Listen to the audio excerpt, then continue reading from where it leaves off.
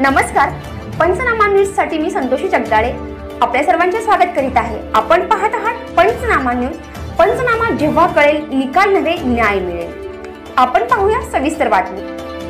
पाटण तालुक्यातील तमाम मराठी बांधवांनी आज पाटण तहसील कार्यालयाजवळ गेली 10 दिवस मराठा आरक्षणासाठी जे ठिय्या आंदोलन केलेले आहे, हे ठिय्या आंदोलन मराठा आरक्षणाला जी स्थगिती मिळाली आहे ती स्थगिती सुप्रीम कोर्टातून उठवावी आणि मराठा समाजाला आर्थिक निकषावर आरक्षण द्यावं म्हणून जो हा ठिय्या आंदोलन केलेला आहे, या ठिय्या आंदोलनाचा हा शेवटचा आपल्याजवळ पर्याय आहे। त्यामुळे पाटण तालुक्यातील तमाम मराठी बांधवांनी या ठिय्या आंदोलनाला पाठिंबा द्यावा आणि आपल्या मराठा समाजासाठी जो काही हे आंदोलन चाललंय त्या आंदोलनाची उद्रेकता वाढावी आणि शासनाला जाग आणावी एवढी मी पाटण वकील संघटनेच्या वतीनं पाटण तालुक्यातील तमाम मराठी बांधवांना विनंती करतो आणि त्यांनी या आंदोलनामध्ये सहभागी व्हावं अशी त्यांना मी विनंती करतो।